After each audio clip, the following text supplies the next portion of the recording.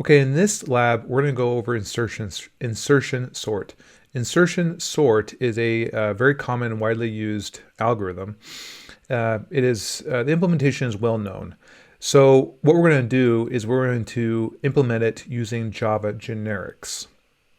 This will allow us to pass a list of any type into our algorithm, and it will be able to sort it. Now, we're going to accomplish this by using a comparator.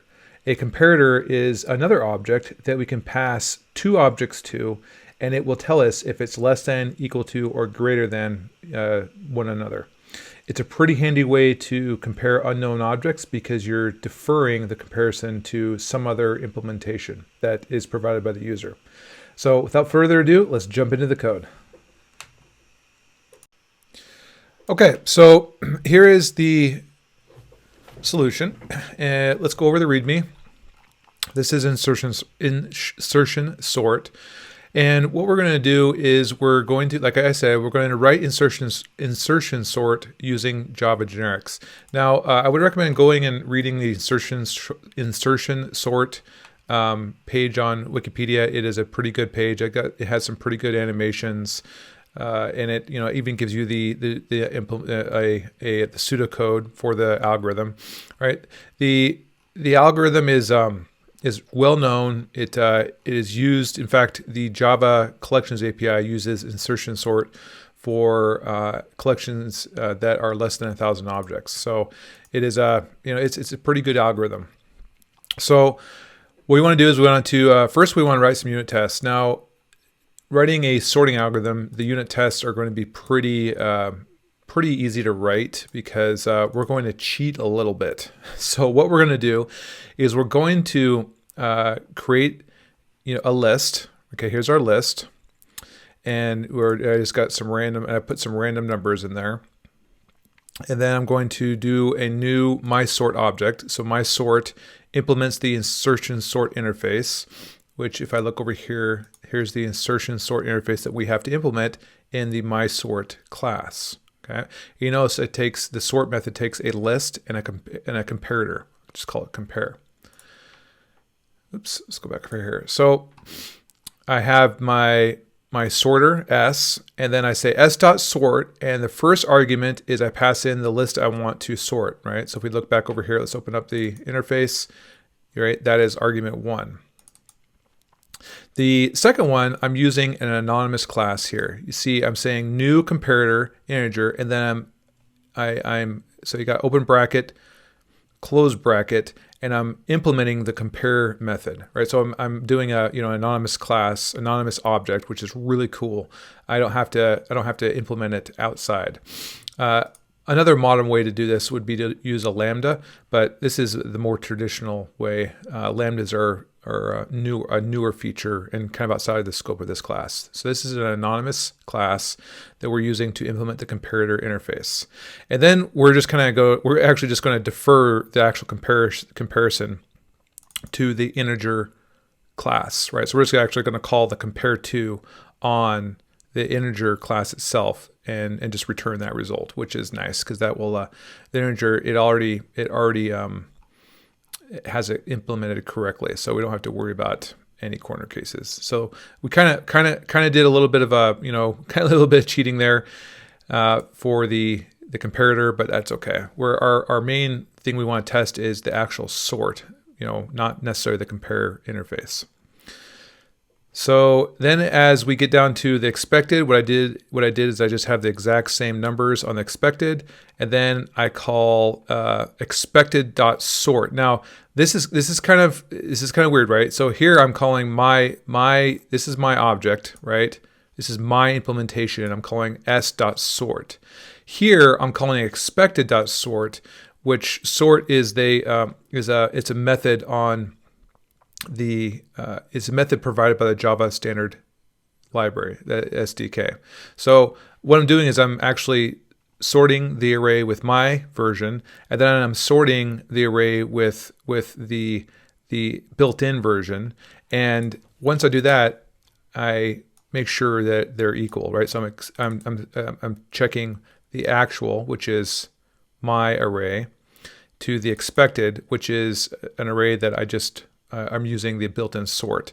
So it's kind of a neat way to make sure that my list is actually sorted, because I'm testing against the Java SDK, and I guarantee you this implementation is correct because it's been used by millions, if not billions, of programmers over the world.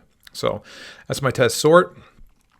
Then I do a kind of a cool thing here. I just go test random. So I have an actual and then expected. So the expected I'm not actually going to touch because it's just I expect the list to be in this order. But my actual, what I'm going to do is I do a loop, right, for I equals 0 to from 0 to 200, right? So 0 to so I loop 200 times. And then what I do is I call collections.shuffle, right? So the shuffle is another utility that we can use, and it randomly permutates, if I can pronounce that, the specified list using the default source of randomness. Okay, so that's actually cool. So I'm taking a list that was sorted, and I'm shuffling it. Then I'm going to sort using my sorting algorithm. So here's my sorting algorithm. I'm going to sort it, and then I'm going to assert that my array is back to expected, which is sorted, right? And I just do that again and again and again. So this is kind of cool, where I just put in a loop and I randomly shuffle it, I sort it, and expect it to be equal. So that's pretty nice. That kind of I would call this a stress test. And to be really stressful, right? I might want to add maybe say 2,000, right? And yeah, I might be testing the same things over and over and over again. But that's okay. It's still, let's see how many milliseconds we have. Right, so it's 112 milliseconds to do 2,000 iterations. So I think we're fine on time-wise. So we can actually just run all three, make sure they work. Okay. Then I just have a test print, because part of the interface is I'm sorting. And then another part is I'm sorting, and then I also want to print the contents of the list after each iteration. So basically, after each time I perform each time I get an element in the correct place, I want to print print its progress, right? And then I also want to track the number of swaps, right? So I want to track how many times I actually have to swap things, because it could help us indicate. It could help indicate that our implementation is correct. Okay, and so this just I'm just testing to make sure that the print works. So I'm passing this array, and then I assert that the number of swaps equals. You notice here that I'm not testing, I'm not asserting the number of swaps in the random. That's because I don't know how many they're going to be, right? I'm randomly shuffling the array, so there's no way for me to actually really test the swaps, and that's okay, because I really am on this one. I'm just really am worried about whether or not the array is sorted or not. So it's okay that we don't test we don't have an assert equals get number of swaps in the test random. So that is, I think, pretty much it. So let's go back over here. Once we got unit tests, then we complete the MySort class, and it should be all set up for you. And remember, you got to do generics. Oh, another thing. Let's go back to the testing. You notice one thing I'm not testing here is I'm not testing strings, right? So I probably, in fact, let's go write a string test, right? Because it's generics, right? So let's go ahead and say assign test public void test string, right? Because all we're doing is testing ints, and then I'm going to do let's just copy. Let's just copy all this. Actually, let's just copy this one right here. And okay, and then let's just do let's do some strings. So, well, you know what? We can actually do that. We can actually just turn all these. That's actually kind of cool. We can actually just turn these. Let's just turn all these numbers into strings. That'll make it easy for us to visually inspect stuff. That's a neat trick. I like that. All right, so now we're sorting strings, and we gotta switch this to string, and string, and string, string. And there we go. Cool. So then what we want to do is we want to go back and let's go ahead and do this. We'll grab the expected.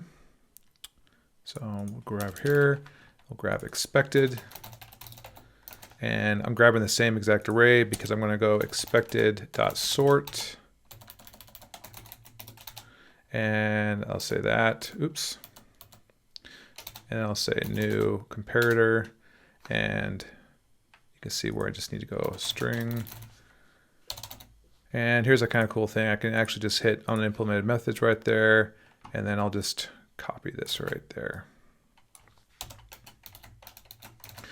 And then I have that's my expected, and then I should be able to do down here, and I could say assert equals actual expected. That's cool. So now we can actually test to see if the, so make sure we didn't get it sorted, 6, 3, 2, 1, 5. Okay, so that looks good. And look, it succeeded. And notice that is actually a lot slower. I mean, let's let's do all of them. And so we got let's see, so we have 117 milliseconds for all of them. We have 21796, 2. Okay, so that looks good. That looks good. Because remember, the test print is taking longer because we're actually printing stuff to standard out. So printing stuff out to standard out is pretty expensive. So there is one other test we probably should write. Let's do test. Oops, what am I doing? At test, and I want to say public void test already test sorted. So I want to say, and let's go ahead and just copy this so I don't have to re-implement it. And then I'm going to say 1, 2, 3, 4, 5. And then I will go through and just do this, do expected. And I will say assert equals there. This is cool. So let's do test sorted. That should pass. And we got some good ones. Now we got some other we got some other perverse cases, right? So let's do test reversed, right? So that would be like the worst case, right? It's completely reversed. Test reversed. And I'll just reverse them. 5, 4, 3, 2, 1. And right. I'll just put that one right there. Oh wait, no, I want to keep that expected the same because of that, yes. Okay, so that test reversed, that should, cool, that looks good. And let's see, what else can we test? Oh, we got to test the corner cases to make sure we don't seg fault. So let's go ahead and test 0, like test as 0. What happens if we test it? What happens if we test it, put in a 0 length? Test 0 length. 0 length. And I will say, I'm just going to copy that. And I'm just going to do that. And I should be expected, right? So basically in this case, I'm just making sure that things don't crash, right? And looks like it did. It did not crash. Looks like it passed. So that's good. So let's see. I think we can do a lot. There's a lot more other tests we can do here, right? We got sorted. We got reversed.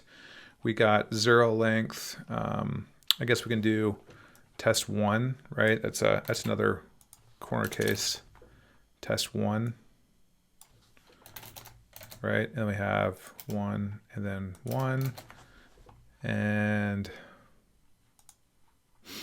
that should be, oops, what am I doing? There we go. So 1 and 1. There we go. And that should pass.